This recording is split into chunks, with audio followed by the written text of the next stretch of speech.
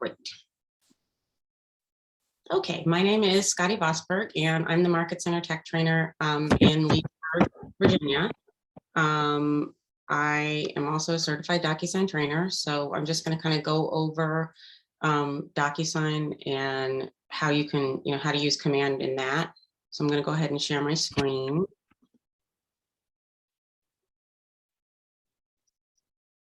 When I figure out this one, all right.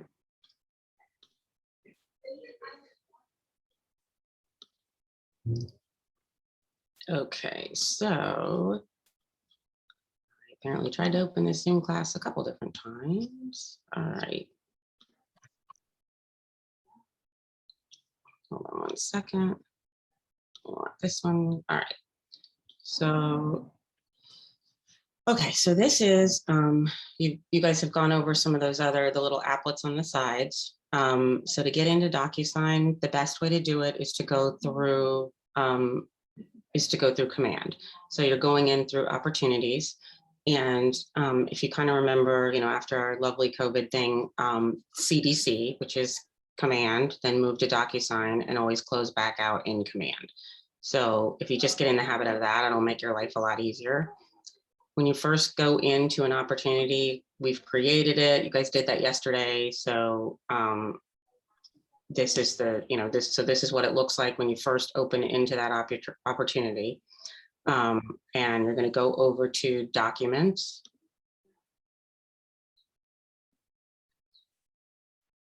And when you get on documents, the first thing you're going to do before you do anything else, I have to move all this, it makes it a little difficult. All these things are in my way.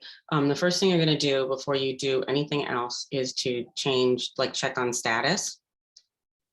No, I mean, sorry, down here, checklist type. So you're going to pick the checklist type. And it'll be the different, Virginia, Maryland, West Virginia for us. So it generally, you may not have that if you don't have more than one state in your office, but if you do, you want to make sure that you've checked that first. And then it's going to show you, it's supposed to show you all the different documents that are required to be uploaded for compliance. In this right here is the consultation section. They're under contract and they're closed. So there's 3 different sections of documents. So I have this set up as a buyer. And if you forgot, you can look right here at the profile. So we're looking the section first in this consultation. So this tells me I'm going to need the agency agreement, useful information about a transaction. I'm going to need this someone, and then the different documents from my office. So the next thing you're going to do is go into start a transaction, but you want to choose the state first. I'm sorry. Oh, so click start a transaction. And the first time you log into Docusign for the day, it's going to have you type in your password and all that kind of stuff. It's usually saved if you're using Chrome. In theory, now you're making me look bad. Come on.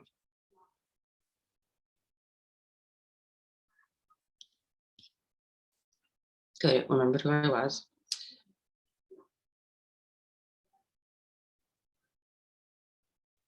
So if anybody's used Docusign before, you probably haven't seen it this way. This is called Docusign Rooms. So when you're going in through Docusign in command, it's going to create different rooms for every opportunity that you have. So it's going to take you automatically into the room of that set. So it takes a little bit longer the first time you go in because it's setting up a brand new room for you. So this is the name of your transaction as it sits right now. Docusign class is what I called it. It might be the property address. It could be your buyer's name, John Smith, buyer kind of thing. The first thing you want to do, it's going to take you directly into the room. So we don't want to add documents to the rooms yet. We want to go into details. The first thing you want to get in the habit of doing every single time is filling in the details in the in this section first before you go into documents. So you click edit, and then you're going to fill in what you know. So this is a buyer client. So we're going to scroll down to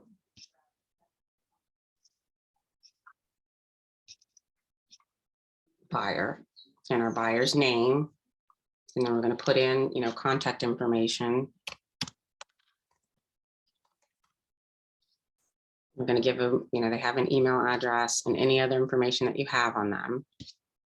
And then you're going to keep scrolling down. If there's a second buyer, you'd fill in that information. If there was, you're going to fill in your information for the buyer's agent. It should auto-populate for you, but in the off chance it doesn't, you want to go ahead and do that. And another easy thing that you can do is to keep going down. If you have a co-agent, that would be the buyer agent too.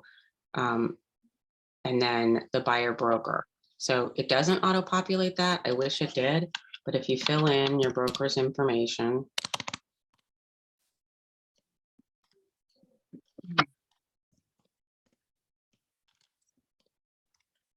will auto-populate this in your information later. Ours doesn't, I mean, I've never seen the buyer broker. It's always the buyer's agent, agent two, but that's. It's all the way at the bottom. You just have to keep going down. So there's the buyer's broker is here. And then, once you find a property, the listing broker's information can go there if you need to. Wow. So yeah, it's way under, it's all the after the agent stuff. So it's all the way at the bottom. And then once you've got the information, once you have a property and everything, you can fill in all this contract information, addresses and things like that. But since we're still working with buyers and we don't have any of that yet, we just go ahead and save that. Just fill in what you know. So then after that, you're going to go into documents. And then to add documents, you're going to click add. And you're going to go into Docusign forms. And then this is going to give you the list of things. Now, the way our office has it set up is this is our office. So we're working with buyers. So I can click this buyer agency set right here, set of documents. And this gives me all of the required documents for my office. If you don't have that in your office, you can go down into the libraries, and these are the libraries that you pay for. If you work with Bright and you sign up through Bright, you're going to get the NVA forms and the VAR forms. So you've got two different sets of documents. These are our Keller forms. You should have a KW, whatever your office is. And then I'm licensed in West Virginia. So these are my documents for West Virginia for the Eastern Panhandle Real Estate Association. Now I want to stop and go back a little bit that if you get licensed in a different state, Maryland, West Virginia, North Carolina, South Carolina, you need to make sure that you're paying for access to those documents. So just because you have I got my West Virginia license and told Bright I was licensed in West Virginia, the documents don't automatically show up. You have to go to the appropriate real estate board and pay for either a new membership to that association or just document access. So the membership to that association, I think it was like, I don't know, like somewhere around $300, or I can just pay $100 and have access to the documents. So I just paid the $100 because I don't really need all the real estate stuff that we get from DAR and that kind of thing. So I just paid for document access. Is DC the same thing? I'm sorry. Yes. DC? DC is going to be the same thing. You're going to go to the DC Real Estate Association and you're going to want to minimally get their documents because that's how you get the documents into here. So that's how you get access to those documents. And so we have, because we have 3 different states in our office, I've got, buyers, listings, and then purchase. So once my buyers find a house, I'll go into the purchase docs, and then I've got my West Virginia buyer listing and purchase documents right there. So Scotty. Yes. So if I join, say, GCAR, do I have to come into this portal and enter that, or does the back office see that I'm at GCAR and they start appearing?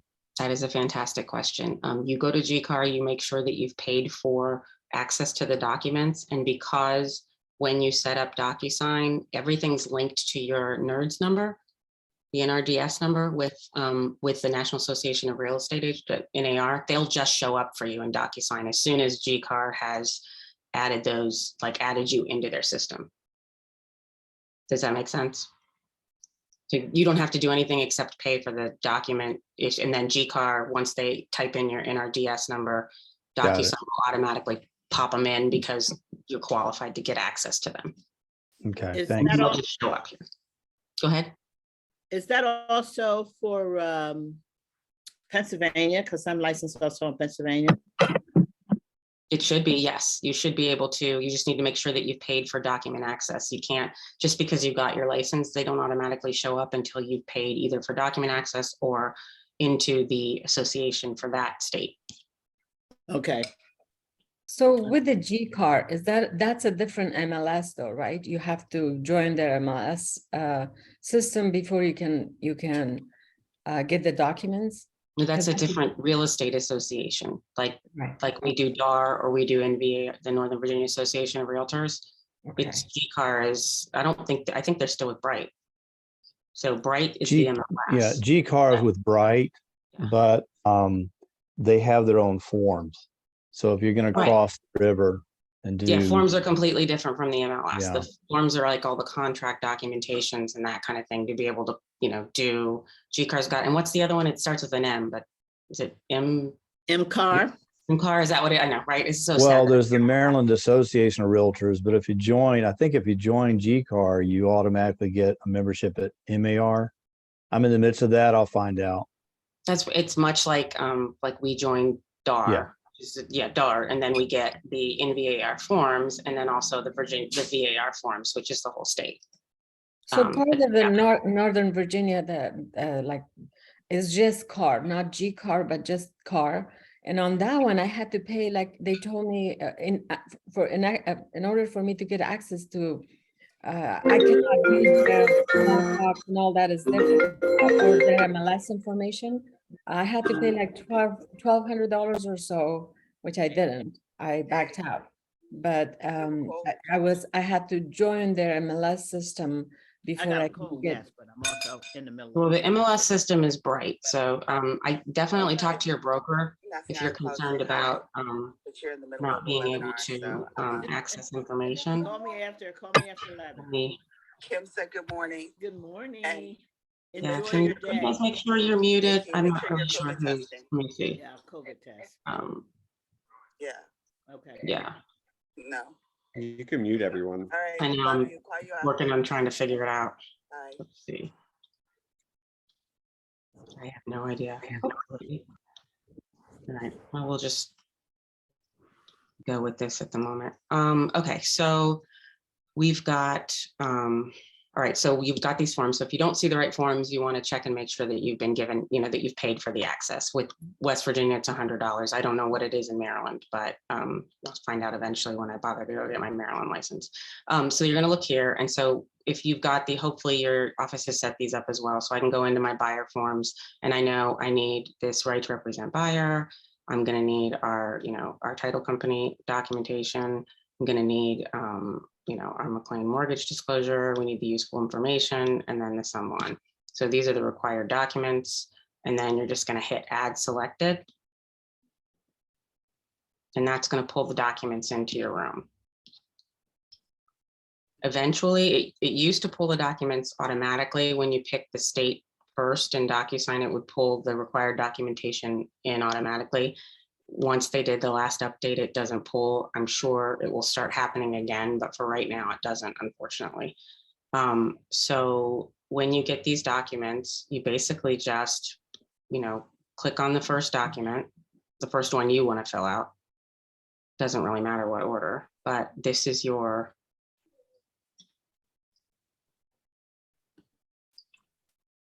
right to represent. So this is your agency agreement. At some point, we will be able to see it.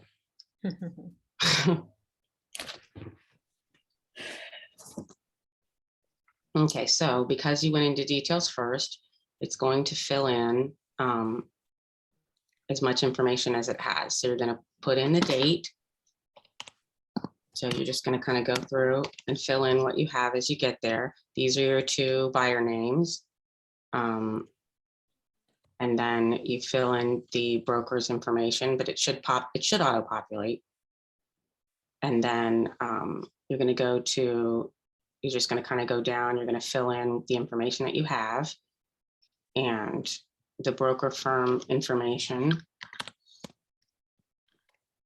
So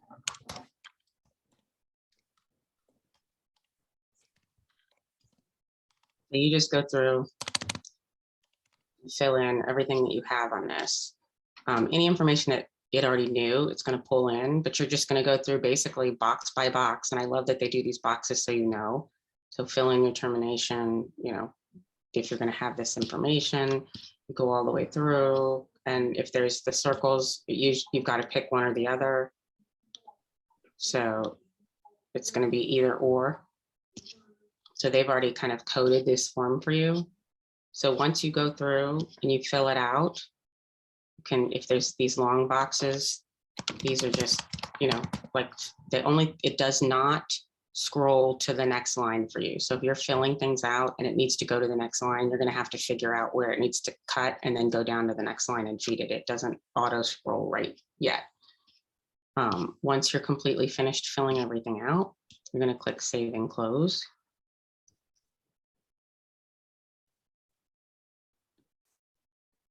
And then you'll just go to the next form. So you go through all of this and you filled all of these forms out and you are ready to mail, like to send them off for signature, because it's, you know, you filled them all out and you're ready to, you've explained them all to your clients, you're ready to go. You click the dot, there's two different ways you can do this. So we can click this document, you know, just go ahead and check which documents you want to send. And then if you go up here to the pen, the way to send documents, like you would do it in the mail, you'd put them all in an envelope. So with Docusign, you're putting them in an envelope. So we'll go through, you're going to create that envelope, but we can go through this. There's archiving, so you can kind of get them out of your site. It's not hard to see them again. We'll go over this combined thing in a minute. You can print them. You can email them to yourself or to someone else if they're not done, or you just want to send it so that they can look at some things. You can just send them off. You can move them to a different folder, and you can copy them to do something else with them if you need to. So this is kind of just a shortcut way of doing things with your documents. But for now, we're going to create an envelope and get them sent off for signature. So we want to put these 3 documents into that envelope. So I'm going to go up to the pen and click Create Envelope.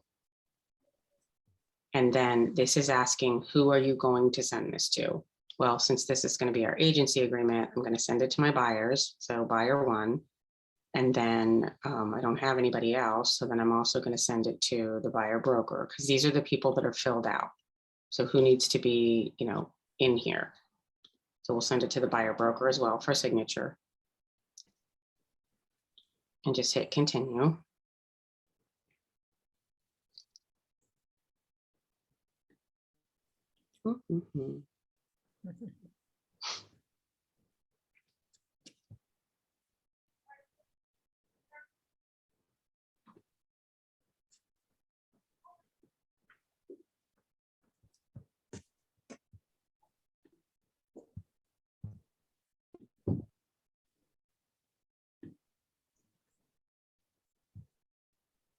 So now Docusign is putting this together for you. So we've added these 3 documents, and this is what they look like. And then if we wanted to add more files, you can upload some more files there if you needed to. This is an automatic thing it does for you now, which is really nice. It says up here, please Docusign, exclusive right to represent buyer agreement, and then it like lists the form. It didn't used to do that, so you had to change it. But you can also, if you want to change what it's called, you come down here to the email subject line, and you can just change, you know, if what you want to put what's in here. So, you know, we can do the buyer, you know, buyer agreement. This is going to be the subject line of your email. So if you don't need that kind of all that information, you know, we're sending the buyer agreement, and you can change it to, what else are we sending? We're sending the, and you just, this is mostly for you, but so you don't have to like go through all the different, because you're going to end up sending things back and forth several times. So you don't want to go through that list a bunch of times. So you just want to know what's in this folder. So this will tell you. Now, I usually come down here on this, instead of please Docusign, I type please read and Docusign, because I want my clients to read what I'm sending them to sign. So, so the first thing, it's going to show you everything. You can see what it's putting in here. Come in here to add recipients. So it's going to go to my client first at that email address, and they need to sign it. You also have the option to say that they're going to sign in person. You have the option to say, like, if you have a transaction coordinator and you need them to receive a copy of this when it's finished, you can click this one and send it to your transaction coordinator. If you need to send it to somebody, let's just say you're dealing, I have circumstances where I have husband and wife clients that are selling their house. Their son is kind of helping them on this end. So there's certain documents that it's just easier to send him a copy of it so he can talk to them and remind them, what we talked about. So I can just give him like needs to view if he needs to look at something ahead of time. If they need to specify where something's going, this would be what you use that for. If they're allowed to edit, you've got to give them the ability to do that. If somebody needs to update recipients, or if they need to get it signed with a notary. This is Docusign standard stuff. So some of these you are never going to use. Like, you're probably never going to use the signs with notary one. And then you don't need any of this. I've honestly never used it. You can, add a private note that goes only to that client, but I think by this time you're sending this, you probably don't need that anymore. You can set the signing order. So if you were sending it to a husband and wife that were going to use the same email address, and that probably happens more often than you realize, and they both want to use the same email address and they don't want to give you a second email address, the way to do that is to set up husband with the email or wife, or whatever, the first person who's going to sign it, and then their email address. And then you set up the second person who's going to sign it with the same email address. And then you set a signing order. And the first person would be person number one. And then if you go down and make the other buyer person number two with the same email address, it will send it to the first person and they sign it. They click through it, and then it's going to send it to the second person and they click through it. So that's a great way to do signing order, because a lot of times you might see that one and one. So it's going to send them both at the same time, which is okay. But unless they're using the same email address, then that won't really work. So that's the way to kind of get around them both wanting to use the same email address. And then once my buyers have signed it, it's going to go to my broker. This isn't even the right email address for him, but whatever. So it'll go to my broker, and then he'll sign it, and then it will come to me. So you're going to come down here and see we've changed our title, and then any kind of message you want to send them, you can just kind of type it in.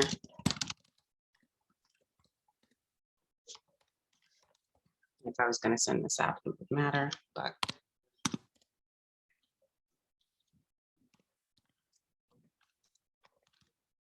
So then the next thing you're going to do is click on next. And when you go into next, with the way that this is doing, it's automatically filled your spots where the signatures are needed. So you're going to go down, and this is just a way to double check your editing. You're going to go through and just make sure, was everything that you filled out proper? Like, is this the way you needed it to be filled out? So we're going to come down through here. I read it through again to make sure everything's right. If they needed to add some initials, let's say they need to check one of these two. So my buyer needs to check one of these. This is going to be a radio button. So they're going to either check this one, or they're going to check this one. So you just line those radio buttons up right there. They've got to do one or the other. Now, is it required? So look over here to the right where it says required field. Yes, if I just need them to pick, then I can unclick the required field. So, but this is required, which means they can't move forward to the next step until they tell me whether or not they're going to consent to dual representation. So you come on down and do all of the checking. And you'll notice that my sample client, who's my buyer, their signature goes here, and the date that's signed is filled in automatically. So this is automatically finished for you. And then once it's done, and the second person, if you need to see what does the second person need to do, you go down here, and the second person, which is my broker, is in blue, and he's going to get signature and the date that he signed. Now, if you were to make a change on the form and you need to, you've done the change and you need to add an initial, you go to the client, the person that you want to add whatever you're doing, and you can add a different signature. You can add an initial, which then you just come and line this up where you want the initials to be.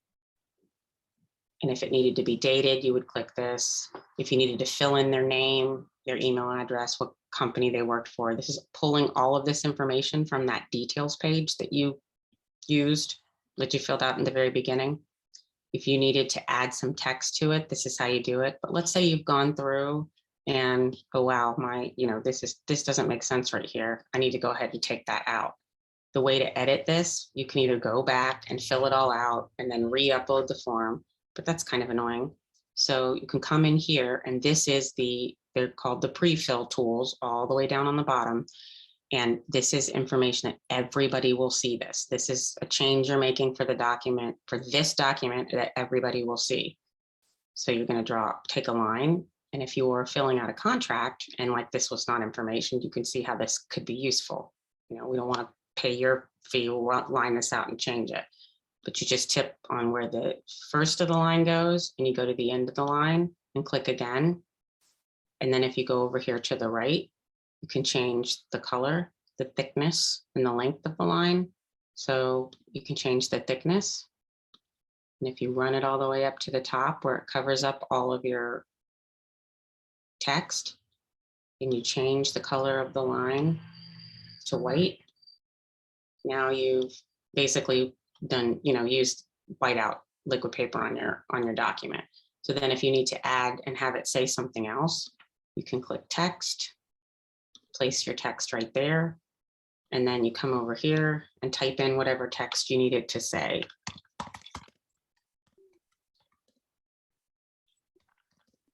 Whatever there's nothing to do with the document, but so that's. Scotty, can you show where you got to the pre-fill tools again? Sure. When you first come in, it's going to look like this. So you're here with your client name and everything here in yellow. So this means anything you add is going to show up yellow. So if you come all the way down here and you go down to the pre-fill tools right there, that little pencil. I've used this for years and never known that. I've Oh, it always was gone to my eye-opening. PDF file, created all this stuff, and then sent it back again. You just It's saved me life-changing. You're a just whole like, bunch of wait. hours in my Yeah, life. exactly. Yeah, thanks. That's the thing. I've got a couple of other tricks that apparently are too complex, but grab me later and I'll happy to show them to you. So that's how you can, kind of use whiteout and, oh, you've made a mistake and you don't want to go back to the trouble of going all the way back and redoing everything. Now, the most important thing to remember, though, is these pre-fill tools. When you're making these changes on this document, this is only to the document that you are sending the people who are on this list. It does not make the changes in the room.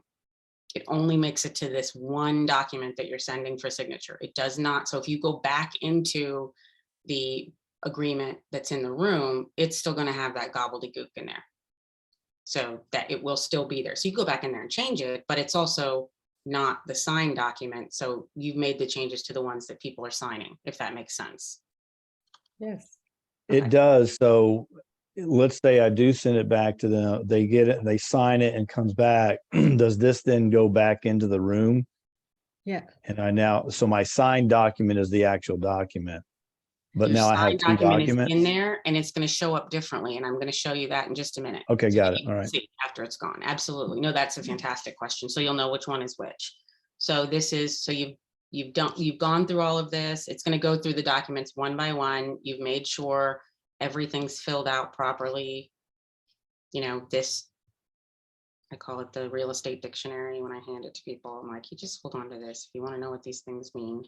And you make sure, just double check that it's put everything in the right place. And when it's ready to go, All you have to do is hit send. Now, if you want to see what it looks like, because you want to know kind of what is it going to look like when my client gets it, most of our clients are going to be looking at this on a telephone.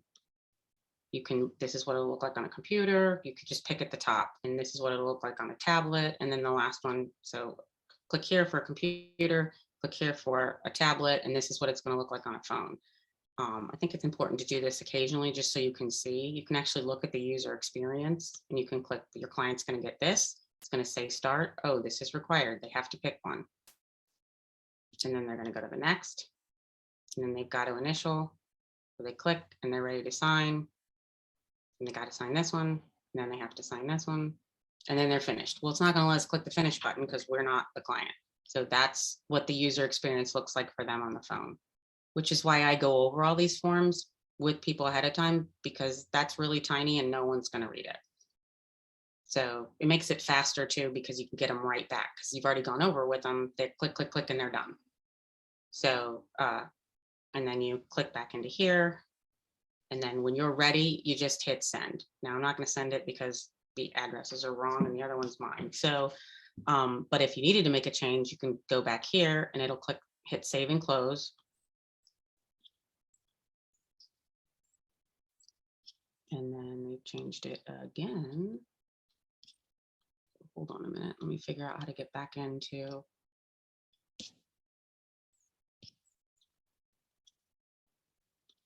They've done a lot of changes to Docusign. So, so I'm going to send this later. So I'm going to go up here under actions and click save and close.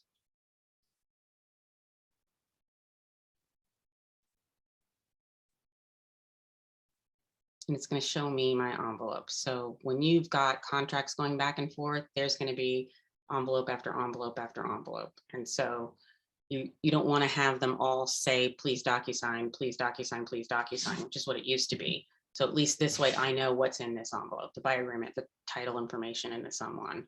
So this also tells me it's in draft status. So it hasn't been sent yet. So I'm going to need to, know I either need to do something with it or whatever it is I need to. So then I'm going to go back into documents and let me show you. If you've got a bunch of rooms, you can also then click up here.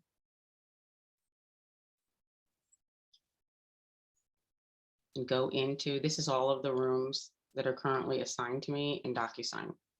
So I can go through here and jump over and make some, changes to something else. So I've got. And you just have one room per client, right? You don't have several rooms per client. I have, well, it's going to be, it's a new room per opportunity. So like if you have a buyer, if you've got a buyer and you're selling their house at the same time, there's going to be two rooms for them because one's going to be their buying, and you can see up here at the top where it says buy or list. And then the other one's going to be their, like they're buying, one's selling, one's their list. So, or rental or something like that, because like this person I have rented his house and now the lease is up and it needs to be rented again. So he's going to have two because they're two different opportunities. So if I go into, let me find one where I can show you what what it looks like once you've, so here's a listing I have on right now in Ashburn, and I want to see these documents. So once it's been signed, it's going to show up. Form means I can click into it, I can make changes, I can do whatever I need to do to it, send it off, not send it off, what have, print it, email it. Once it has this green check mark, this is the signed document. So I can't make changes to this because if you look over here, it says PDF. So they're showing me what the document looks like. So you can see, we filled out everything that we needed to. This is their listing agreement. And when you get to the bottom, sorry, I hope I'm not making anybody dizzy. So you can see everybody signed it. Why is it that we cannot use PDF form or I've had problem with PDF form to get it corrected or send it for signature. Oh, you can. That's the next thing I'm going to show you. So let me show you the difference. This is your signed form. Like, so this one's signed. This has been, this is a regular form, and any PDF that you've uploaded, you'll also get these certification things. If it's just a PDF that you've uploaded, so you can't make any changes to the document, it's going to look like this. So it's either going to say PDF, it's going to say signed, green, or it's going to be this blue form. The form means that you are able to make changes to it somehow. There's fields that you have the ability to fill in to change. This PDF, it's like a flat document. Right. And then signed means that it's already been signed, and this is kind of your official. So once- on PDF, we cannot make any changes. Well, I'm going to show you that in just a second, what you can do. So, but PDF, you don't have the ability to make open fields on that PDF, if that makes sense. Like, you can do it on one, but you can't do it on duplicatable information. So you can send it off to Docusign to have it auto-populated with that information, but that's a whole different ballgame. So if we go back let's go back to the room that we were in. Just this one. If you needed to, you also have the ability to email documents into Docusign. And if it's a little more advanced, but just letting you know that if you ever do that, you're going to use this ID number when you send the email, and that will drop that document that you email to yourself right here into this Docusign room. There's two ways to add. You can do it that way, and if you go up to inbox, it will actually tell you that. So your inbox email address allows you to have documents sent to your inbox. You can move or copy them to a My Docs folder, any room. You can reference your inbox email address above the document finder. So if I send an email with a document attached to this address, and I reference that room number that we saw, and I put this ID number in the subject line, it will drop it right into my documents here. Otherwise, it'll put it in that inbox and I have to move it. But this way, it's just done. Awesome. Just one way you can do it. The other way that you can add documents is you go over here and you click add.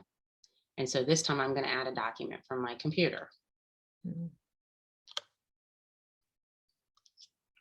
And it wants to know where it is. So I'm going to go tell it.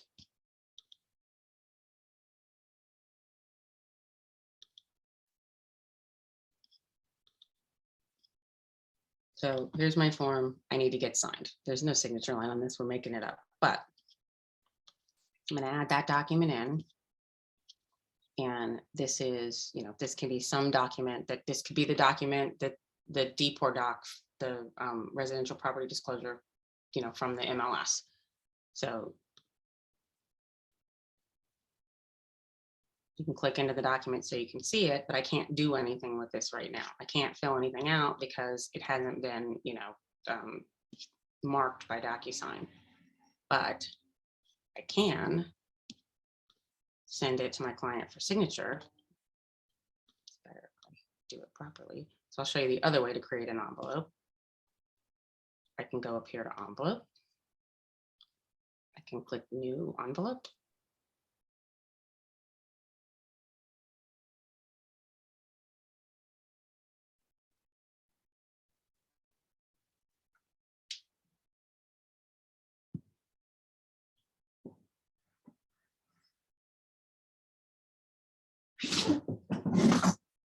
And I can, I don't want to upload it this way because it's already here. It's not going to let me, is it? They've changed this so much that apparently it will not let you add them this way.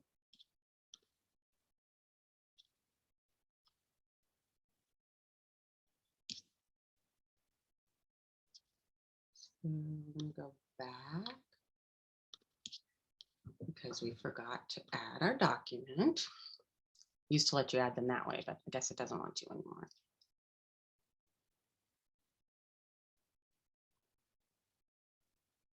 So let me jump for a second and if we go back to documents so we can get our document, it has the name that I gave it in my file.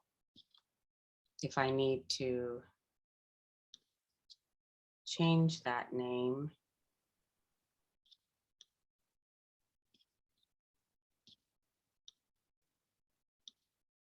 you can right click on it and rename the document. So let's call it whatever I need to. I can change it, whatever I want to. So, and then save. And I've renamed the document. So if I want to click this, I'm going to put it in an envelope.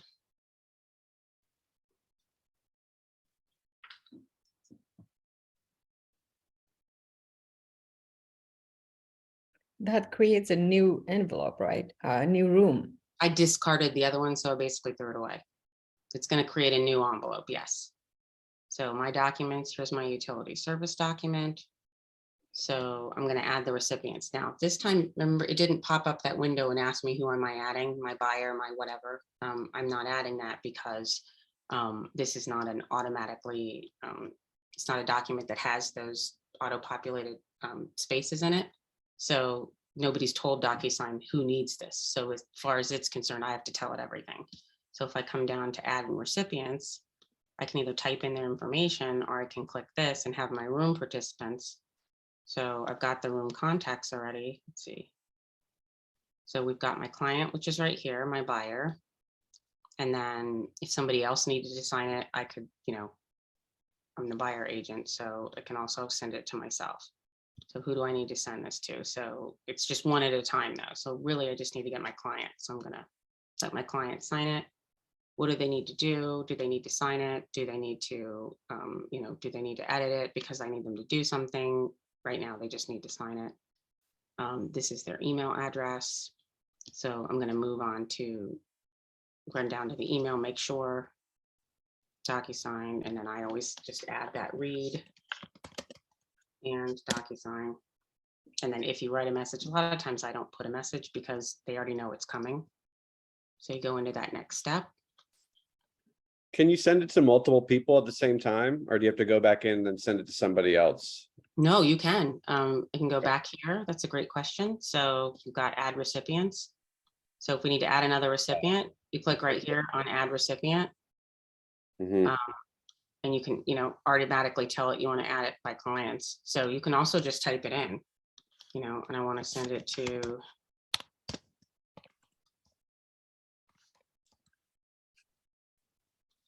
Okay, cool. Thank you. add that email there. So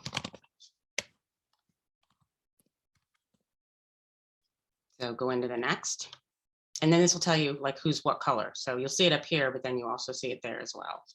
So here's my utility service document. I need this person to sign it right here. And then I want to put the date that they signed. So my question was, you know, how this form is. I think this is perfect for the question that I had. We cannot fill these the answer, like, you know, natural gas and the name of the company. Yes. When the PDF, Down here to the pre-fill tools. before we send it out, before we do the, I mean, this one, we have to go through text and add everything on there. But we cannot do it like we do the forms on the Docusign before we send it, or we click on the pen where we assign it to people to sign.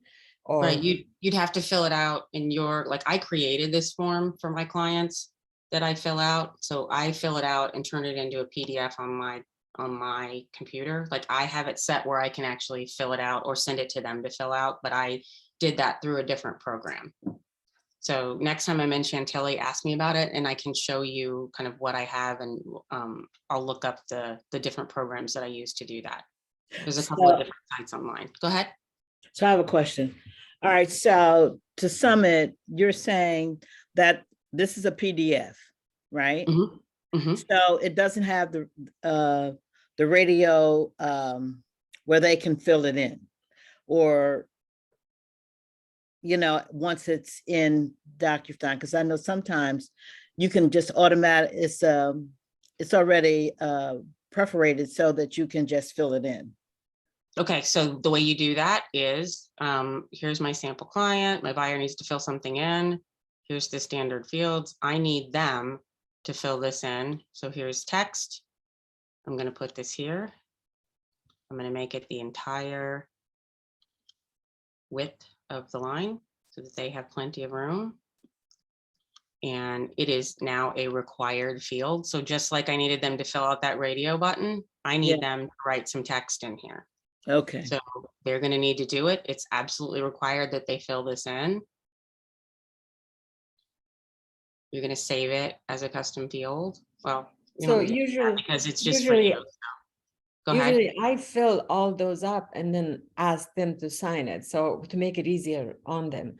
Right, But but I she was cannot saying if do she it. needs them to fill it out, this is how you get them to fill it out. You give them this and you're telling them, I need sample client to add this information. But I know who the water company is, so I'm gonna go into the pre-filled tools and add that the water company is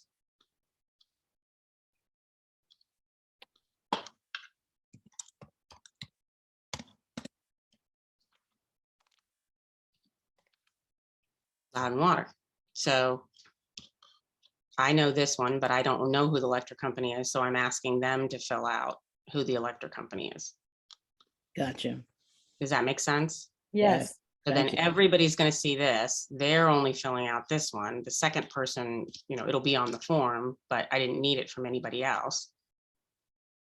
Yeah, this then- answered my question because again, I meant to ask that if we can fill this like the rest of the forms we do before we get to this point, like fill it out before we get to this point to have them sign. So I guess with PDF, we cannot do that on the first screen. We have to do it here.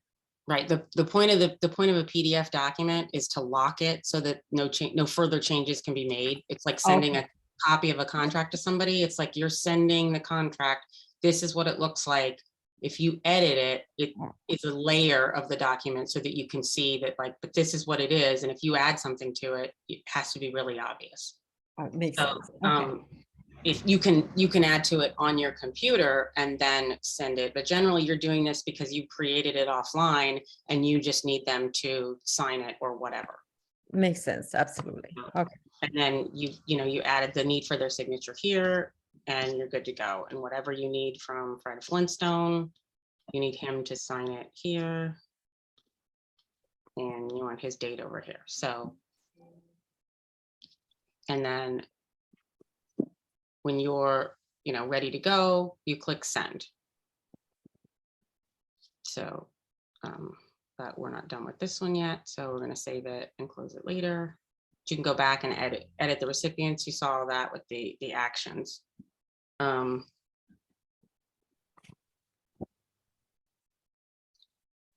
A lot of people, if you go back into documents, and you see how that copy and paste this room ID number into your email subject to send documents into this room.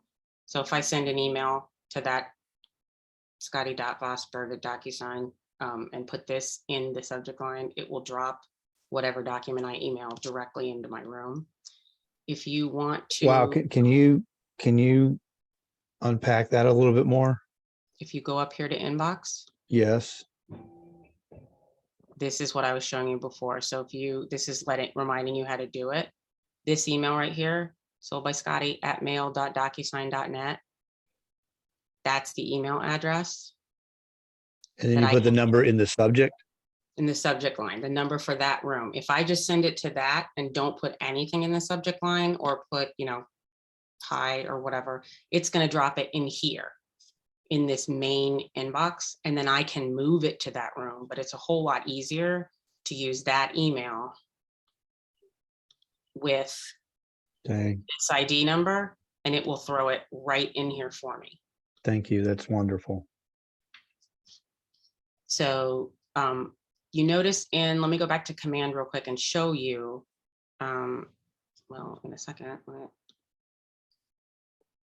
That's awesome because usually what I did with those email, I saved it on my computer and then I added back to the documents from my computer. Same So here. this is- Yeah, Yeah, that which you seems so can much more absolutely do, direct. but Yes. yeah, that, it just makes it easier sometimes. Yes, So I'm gonna go back into command real quick and show you, see how we have these three: consultation, under contract, and closed. Some people like to kind of keep their documents organized. So they don't want this room, because these don't go away. Do not, I'm just gonna tell you now, do not delete documents. So see how you click on this and this little garbage can shows up? Don't use it. If you're done with it and you know you don't need it and you don't want to see it anymore, just archive it. It will drop it into a different section of your room and you won't have to deal with it. But do not delete, because then you're pushing up against issues with where you might have to use your E&O. Just don't delete anything. The whole, we have an obligation to keep things for 3 years. Don't be deleting things. Just causes problems. At some point, we're hoping to get that whole garbage can undone, but so if you wanted to organize this so you could, what I kind of do sometimes is I will go in and create a folder. So if you go up here under this part and do an actions and you want to add a folder, I can make a folder name. You could do it in the same names as command, like those three, and keep them all separate. Or what I like to do is I create not in capitals, but I create folders for my signed documents. And then I create a folder for the certificates, the certifications, because honestly, I don't need them. I mean, I need them eventually to prove something if I needed it. If you need it, you need it. But if I don't need it, I don't want to look at it. It just gets in my way. And then I'll just, I might just for whatever it is I think I need. So then I can go in here, and if we've already, if these, and then I usually have one for me, I usually will then do another one of, I'll just call it forms, and it'll be, those will be the forms that I've already used. So if I've already sent these documents off for signature, so I filled all these out, I sent them to my client for signature, they've already left. They just get in my way, it's more stuff I have to scroll through. So I'll just go ahead and take these documents and I'll put them into a folder. So I've got to tell it where to go. It's a little cumbersome, but it does help sometimes, just for clutter. absolutely. I want to go in the folder in the current room, and then I have to pick which folder. So I've already used these, so I'm just going to go ahead and put them in the forms folder, and then I want to move them. So they'll go into that forms folder, and then I can collapse that forms folder. And then all of my documents that I'm currently working on will be here in room docs. But if I need to find those again, I can go back into that form section and look at them. But I can open and collapse that folder at will. And then I know I've already dealt with them. For me, it just helps me to be able to do that. Oh, awesome. Let's see what, another feature that you can do. Let's say you have this right to represent, and you need to, I don't do this very often. So this is just changing the view between the list view or the grid view. And I need to, I don't remember how to do it. Isn't that funny? There's a way you can split. There we go. So we need to split this form up. So this is multiple pages and we need to split it up. So you're going to right click on the form and you're going to click split.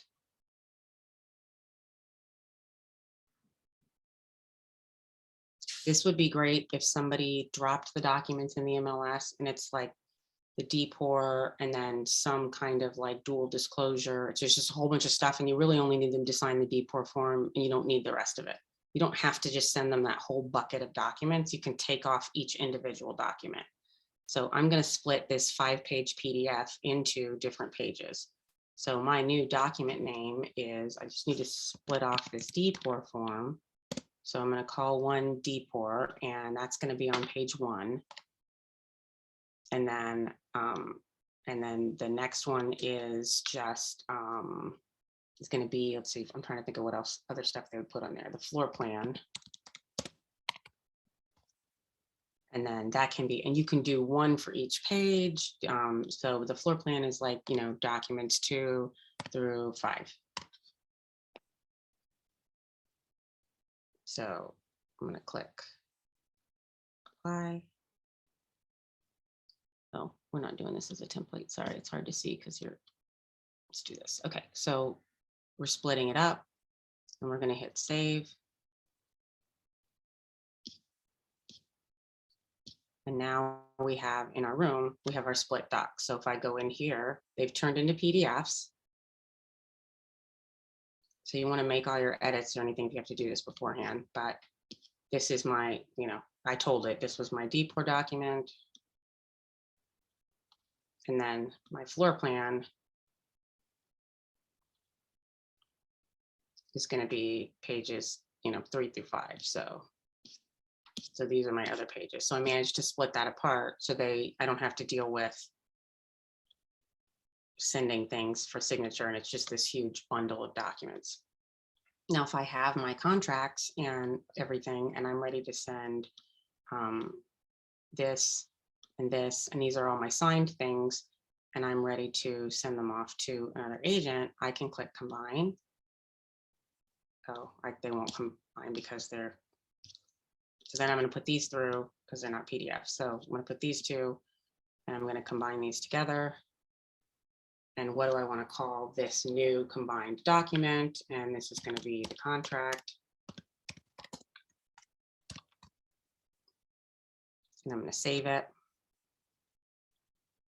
So now here's all my contract docs that I can email myself. I can email to the other agent, whatever I need to do. And this is all these documents that have been combined. So you can't combine forms. You can combine different PDF documents or signed docs. So you can only combine documents that are finalized. Let's say what has happened sometime, like they forget to initial certain part. And so we can split that and send that page for them to go ahead and do the initial or sign. And then we have to combine it back this way to send it to the agent or for us. If they forgot to sign something, it's because you didn't mark it. So, or if like you missed something, it's fine, but then you're going to go into that signed document and you're going to treat it like a PDF because that's basically what it is. You're going to go into their initially signed document and you're going to have to add all of those, you know, the initial parts and anything that you needed to fill in or you need to change. If it's on a contract, you're going to use those, the editing tools to line through it and rewrite what you needed to say and have the initials on it. So, so you wouldn't go back to the original document to do that. You would go back to the signed document to add those signatures because it's going to need to add new dates and times for Right. those like those little signatures or initials. Does that Right. make sense? Yes, yes. My point is, can I send them that one page instead of the whole contract? And then once they, you know, like they missed in one page or I missed in that one page, but I have to split it and send that one page. And then in order for me to get it back, I have to use the combine form To put it back together. to put it back together. Okay, Yes. okay. Okay. Yeah. Sometimes it might make sense just to go ahead and send them the whole contract. But yes, that's a way that you could do it. Pull out the one page, send it, have them initial it, and then put it all back together. Got it. Thank you. Sure. Let's see. Did the PDF signature? Okay, so then, okay, we're finished with this. And now we need to go back into, we need to upload our stuff into compliance. So something to remember is that, oh, this is driving me bananas. Is that if you want to add something into Docusign, Command will add stuff into Docusign. So you can if you make changes in Command, like if I go into these details and I make a change in here. So I've made it, let's see, we finally found an address. So we're going to put the property address in here. So here's our address. Here, I'll just use my home address.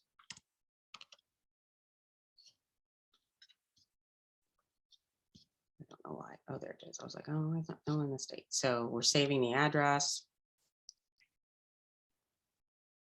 So this will tell you whether or not it has did the sync with command. So if I come in and then I make a change and it needs to sync with command, because this is the information that command has. This is their name. If we're going to add a co-borrower, let's say, so now we're going to add a co-borrower. So we're going to go into the information. And suddenly I need to add a co-borrower or a co-buyer. So then I need to, so we've got to add, here's our co-borrower. So I'm going to click, I'm going to add the co-borrower and I'm going to hit save. So now I'm going to come down and I'm going to need to sync this transaction because it's not, you know, command will send information to Docusign. Docusign does not send anything back to command. It only goes one way. So I can sync this transaction and then it will know, it says it's going to send it to your connected document manager. So I want to update Docusign that we've added a co-borrower. And so it lets you know that it's sent the information. So it's letting it know, oh, since the last time Docusign got an update, you've edited these things and it doesn't know about this. So I can hit sync transaction. And now it knows everything's over on Docusign, has everything command does. So if I go back into Docusign, I'll see that it's different. But when it's time for compliance, and I need to let my broker see that I've uploaded all the information I needed, the way to do that, you can do it two ways. You can either download it all to your computer and then put it all back in command, or you can bring the documents directly from Docusign.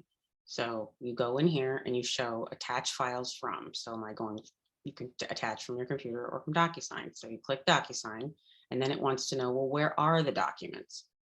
So are they in Room Docs? Are they in Signed? See, here's my folders that I created. Even if the only folder you have is Room Docs, you still have to choose Room Docs. It does not automatically go to the right place, even if there's only one folder. You have to tell it, you still have to take them from that one folder.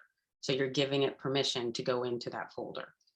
So if I go into my Room Docs, I'm telling it where it is, then I'm going to go down here to my file and I'm going to check it. So I have to tell it which document is the right one for you to pick. So I can go here and I know the forms is utilities. It's not going to let me pick a document that is not a PDF document. So it's not going to let me choose one of those unfilled out forms because it already knows that's the wrong document. So I'm going to choose Room Docs. I'm going to pick the right document that I need. And it's going to pull it into it may not be called the right thing. It might be called something completely different, but I'm letting my broker know that this buyer agency agreement is this. So, and if I've uploaded the wrong document, I can remove it. I can print it, but I wouldn't recommend printing it from here. But I can pull it off and put a different one there. So once I've uploaded, it's not going to let me do this because these are required documents. So I have to upload all of these documents. You can put them all in one. You just need to make sure they're all there.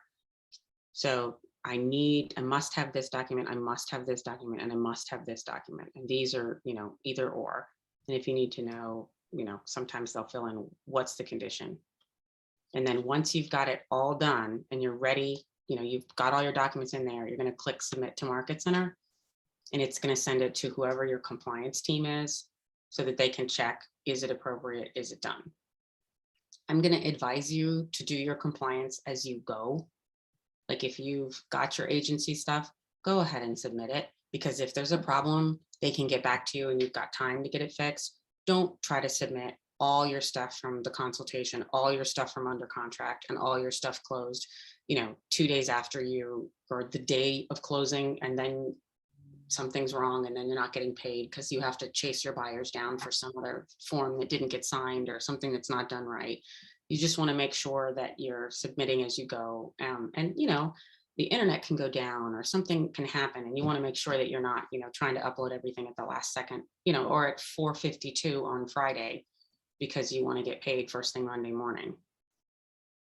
you just want to make sure that, you know, you do them as you go, because it really can get, it can get away from you really easily. And then if you go, you know, once you're under contract, you go into under contract, and that tells you which documents you need for that. And that's pretty much, I mean, that's pretty much DocuSign, I think. Book compliance. If you're having trouble getting into DocuSign, probably should have gone over this at the beginning, but you want to come over here, look at your settings.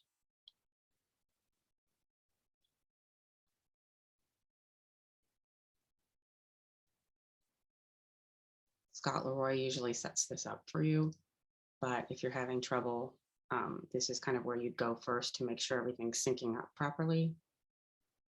And the other thing to just kind of know is if you had a DocuSign account previously, you can't use the same email address that you did for your DocuSign account that you used to have, that you signed. You know, if you bought a house or if your accountant has sent you documents to DocuSign, don't use that same DocuSign account. It won't work right.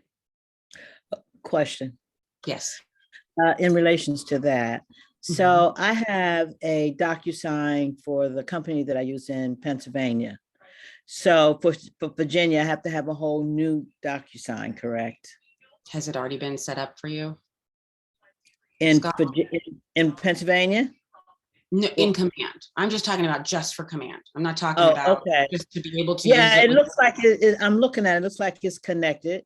Yes. Okay, so if it's connected, you don't need to worry about it. But if you're having trouble getting into DocuSign, if it starts telling you there's something wrong, the first thing you want to do, and this is the first thing that anybody's going to tell you to do, is to, you know, like Answers or your tech trainer, the first person you contact for help, it's going to say, is your DocuSign connected? And this is how you check. If you go into settings under the applications, it's just going to say DocuSign, this is the email it's using to sync up.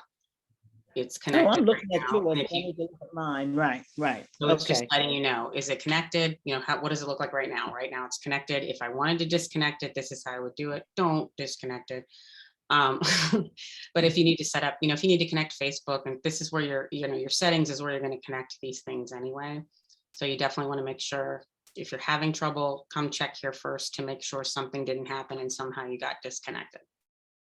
Got a Okay. question. Mhm. On your screen, upper left-hand corner underneath settings on the black bar, you got back to command and opportunities documents. I don't have that. Hold on. This? What are you talking about? Hold on. In Oh, the back to command. blueprint, upper left-hand, Yes. the back to command and opportunities documents. I don't have those on mine.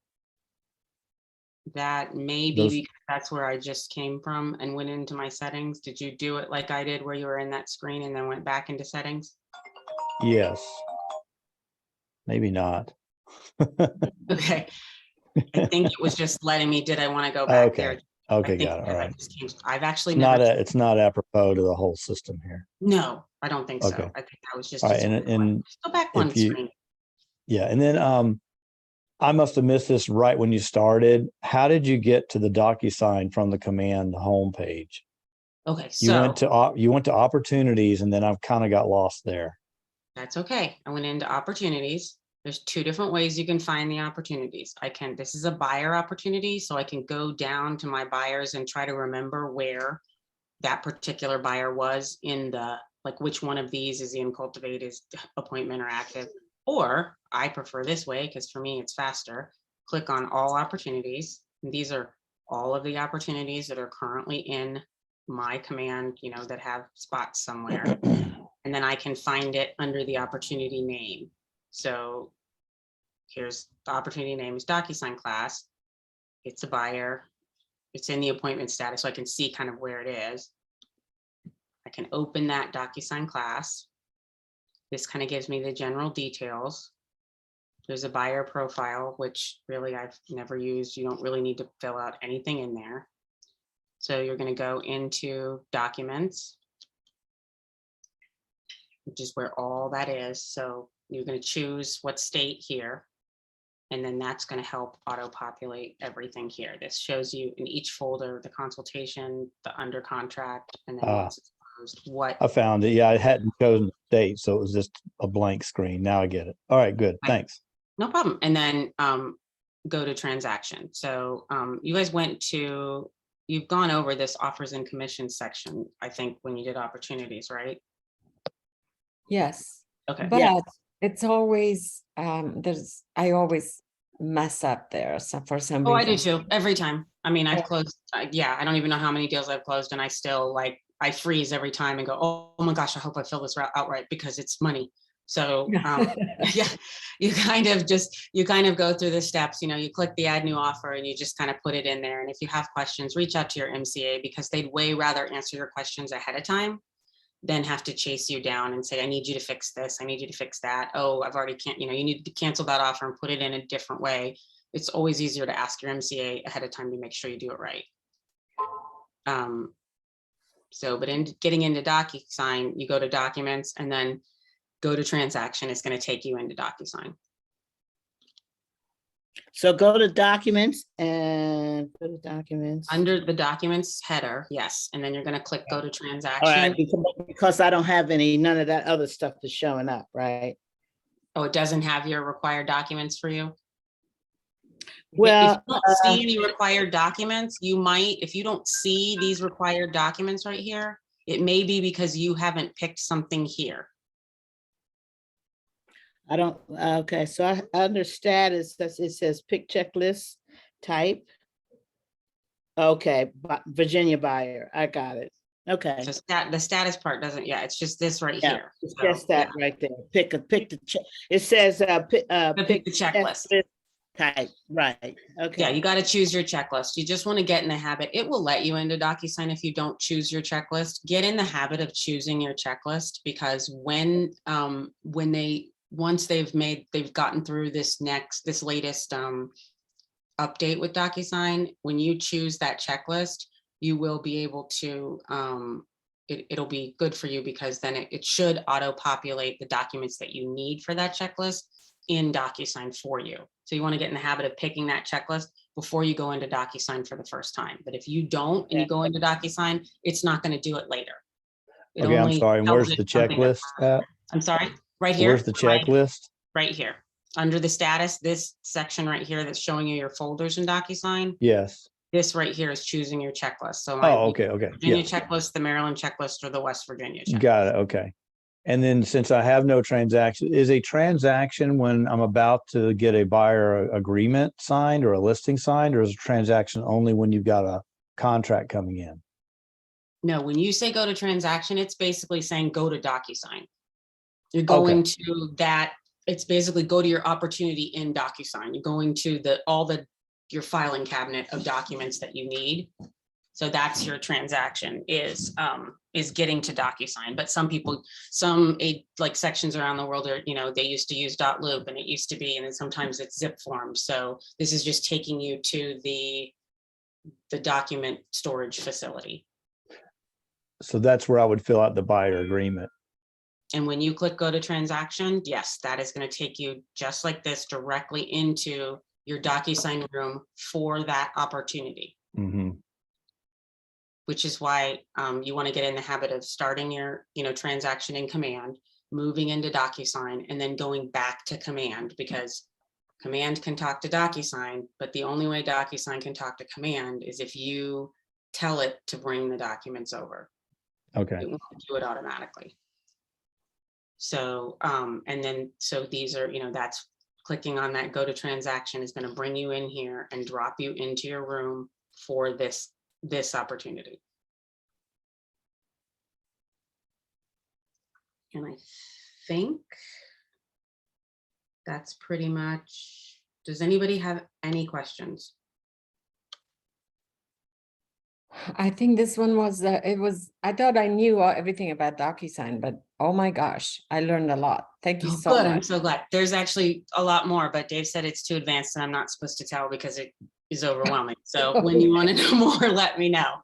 Like I'm not overwhelmed already, right? It's like... Right, exactly. Yeah. So yeah, there's ways that you can reach out to me. Other ways I can show you how to create different templates so you don't have to type in all of your MLS information and all that.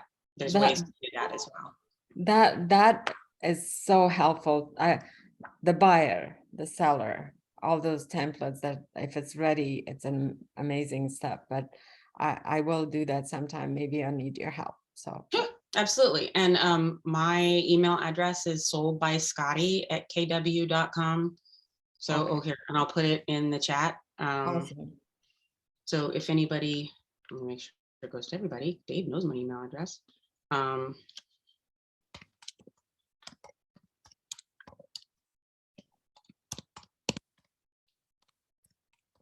So you're welcome to reach out to me anytime. Send me an email. I'm happy to help you if you need any help. And that's, I mean, that's pretty much DocuSign in a nutshell. Thank you so much. Really appreciate it. Have a Is that good? Everybody, we're good. Nobody has extra questions or anything? I'm gonna stop sharing my screen. Yeah, one last one. I'm familiar with zip forms, and there's a form there that as you're filling things out, it permeates to all the other documents. So if let's say you had Bob and then in another document you say, oh, it's Robert, does that change it in all the forms as you're in that transaction? If it is, that is part of that details section of DocuSign. Yeah, So okay, if you okay. are filling in those details, it's going to auto-populate the information that you put in details if DocuSign has tagged that field properly. So Yeah. if you ever see, So details is where just get everything in details and it permeates the documents. I'll be honest with you, if you just start filling out the form and you don't fill out the details, DocuSign will automatically populate the information it needs to into details. Oh, cool. Okay, and it will good. run them across. So you will notice there is a particular form that lists, I'm trying to remember which form it is because I use it all the time. It drives me bananas. The first page has the broker's information. And when I type in my broker's information, I think it's the agency agreement. When I type in my broker's information, it auto-populates the broker's email into the agent's email. It drives me bananas. So every time I send it out for signature, I have to go in and white it out. Now there's a way, this is just me being basically lazy. I have a way of, because I'm the tech trainer, I have a way of sending that form to DocuSign and getting them to fix it. But it's a little cumbersome because I have to explain it with screenshots and tell them which thing and where it's supposed to be tagged and then try to explain why it's wrong. And I just don't feel like writing it out. So I haven't done it yet. But generally, if you spend some time on detail in that room, it's gonna populate everything. Yes. And so if you put your broker's email on one form in the right spot for broker's email, it will, in every form you pull up, even if you upload new forms, put the broker's email that you had in that one form in every single form that requires the broker's email. Okay, thanks. So if you put the buyer's name and then you upload a new form, because you're going to ready to fill out the contract, the buyer's name will already be there. So it's kind of an advantage. Yeah, just kind of, it goes all the way across. Okay, great. Thank you. Sure. And so but the part that I was going to tell you is if you see mistakes like that, tell your tech trainer, reach out to, you can reach out to me, reach out to Dave, reach out to your team leader, show them they can get it fixed. You can't send it to DocuSign, but certain people can. So, they can get it fixed for you if it's, needs to be edited or something. So, but I think that's pretty much, that's DocuSign in a nutshell. So if you guys have questions, like I said, please feel free to send me a text or an email and reach out to me. And I think that's it. So if there's no more questions, enjoy the rest of your day. Thank you. Thanks, everybody. Nice to meet you. Thank you. All right, bye. You have a wonderful weekend. Thank you. Thank you. You too.